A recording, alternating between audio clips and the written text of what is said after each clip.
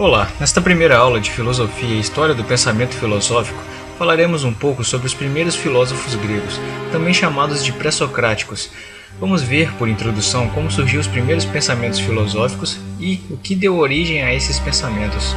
Então, boa aula! Filósofos pré-socráticos é o nome pelo qual são conhecidos aqueles filósofos da Grécia Antiga, que, como sugere o nome, antecederam a Sócrates.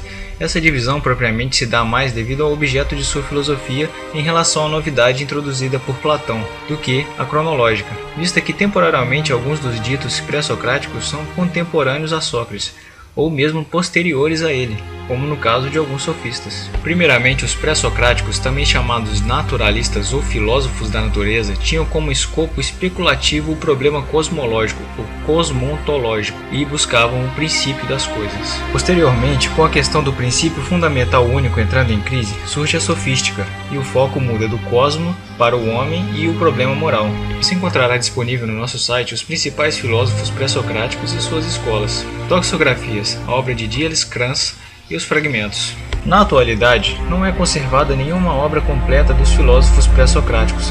Platão e Aristóteles tinham acesso a várias delas, e talvez alguma chegou à Biblioteca de Alexandria. Na escola de Alexandria circulavam compilações conhecidas posteriormente como doxografias ou conversações. Em particular, era atribuída a Teófrasto uma doxografia com o nome Opiniões dos Físicos, que seria uma compilação e comentários de fragmentos de pré-socráticos. Por serem as doxografias um conhecimento de segunda mão, surge a questão: até que ponto podemos confiar nas doxografias? A resposta de Barnes é que as doxografias não são dignas de confiança e que devemos nos fundar nas mesmíssimas palavras dos pré-socráticos. Diales continuou seu trabalho no final do século XIX, com uma compilação de testemunhos e fragmentos dos pré-socráticos espalhados por diversas obras antigas, publicando esse material com o nome Os Fragmentos dos Pré-Socráticos, que se transformou na obra de referência sobre o tema.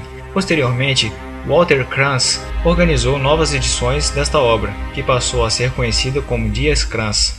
No meio acadêmico é comum utilizar a citação padronizada de Dias Crans para os pré-socráticos. Por exemplo, BK 22 B53 é o fragmento B53 de Heráclito, capítulo 22, no qual expressa que a guerra é o pai de todas as coisas. Escola Jônica, Tales de Mileto, 624 a 548 a.C. Atribuiu-se a Tales a afirmação de que todas as coisas estão cheias de deuses, o que talvez pode ser associado à ideia de que o ímã tem vida, porque move o ferro. Essa afirmação representa não um retorno à concepção míticas, mas simplesmente a ideia de que o universo é dotado de animação, de que a matemática é viva. Além disso, elaborou uma teoria para explicar as inundações do Nilo e atribuiu-se a Tales a solução de diversos problemas geométricos. Exemplo, o Teorema de Tales. Tales viajou por várias regiões, incluindo o Egito, onde, segundo consta, calculou a altura de uma pirâmide a partir da proporção entre sua própria altura e o comprimento de sua sombra. Esse cálculo exprime o que a geometria até hoje se conhece como o Teorema de Tales. Tales foi um dos filósofos que acreditava que as coisas têm por trás de si um princípio físico material, chamado de arche. Para Tales, o arche seria a água. Tales observou que o calor necessita de água, que o morto resseca, que a natureza é úmida e os germes são úmidos, que os alimentos contêm seiva, e concluiu que os princípios de tudo era água. Com essa afirmação deduz-se que a existência singular não possui autonomia, apenas algo acidental, uma modificação. A existência singular é passageira, modifica-se. A água é um momento no todo em geral, um elemento. E aqui termina nossa primeira aula de filosofia, lembrando que todo o conteúdo da aula estará disponível em nosso site, no link que se encontra na descrição do vídeo. Caso haja dúvidas ou reclamações, entre em contato através do e-mail que também se encontra abaixo. Espero que tenham gostado e até a próxima.